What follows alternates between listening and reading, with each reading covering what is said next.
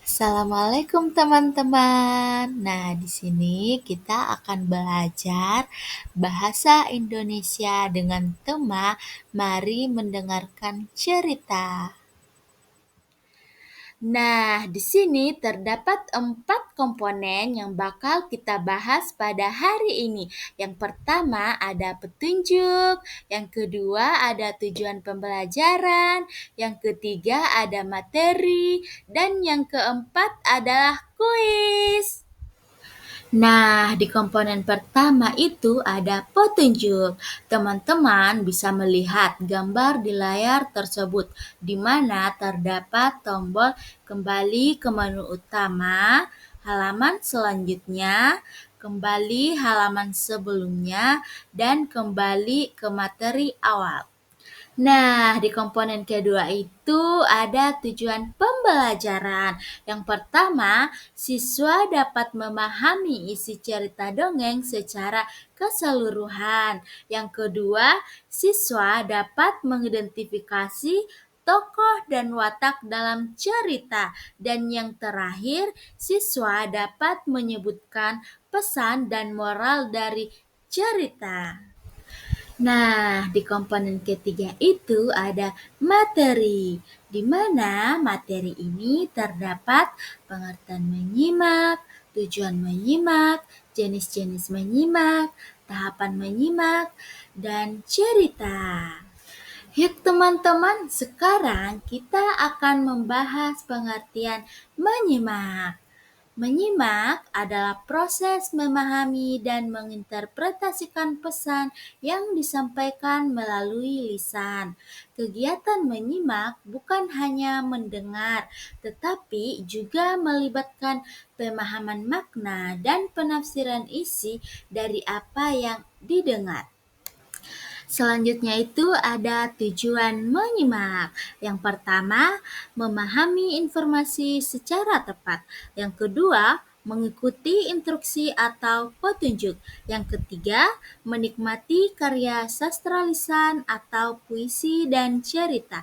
Yang keempat, menilai isi pembicaraan secara kritis. Yang kelima, menambah pengetahuan dan wawasan. Selanjutnya itu ada jenis-jenis menyimak. Yang pertama, menyimak intensif. Menyimak secara seksama untuk memahami isi secara mendalam. Yang kedua, menyimak ekstensif. Menyimak secara luas dan umum, biasanya untuk menghibur atau informasi umum. Yang ketiga, menyimak kritis. Menyimak sambil menganalisis, mengevaluasi, dan memberi penilaian terhadap informasi. Yang keempat, menyimak apresiatif. Menyimak untuk menikmati dan menghayati, misalnya menyimak musik dan puisi. Dan yang kelima, menyimak empati. Menyimak dengan tujuan memahami perasaan atau pengalaman pembicara. Selanjutnya itu ada tahapan menyimak. Yang pertama, mendengarkan, menangkap bunyi dengan alat pendengaran. Yang kedua, memahami, menyadari maksud dari apa yang didengar. Yang ketiga, menafsirkan, memberi makna terhadap informasi. Yang keempat, mengevaluasi, memberi penilaian terhadap informasi. Dan yang kelima, menanggapi, memberikan respon atau reaksi. Nah, di sini kita memasuki cerita. Ceritanya itu yang berjudul Burung Hantu yang Bijak. Nah, teman-teman, kalian bisa perhatikan dan simak cerita yang dibacakan berikut ini. Pada suatu hari, di tengah hutan yang lebat, hiduplah seekor burung hantu yang bijak. Semua hewan di hutan menghormatinya karena ia selalu memberikan nasihat yang baik dan adil.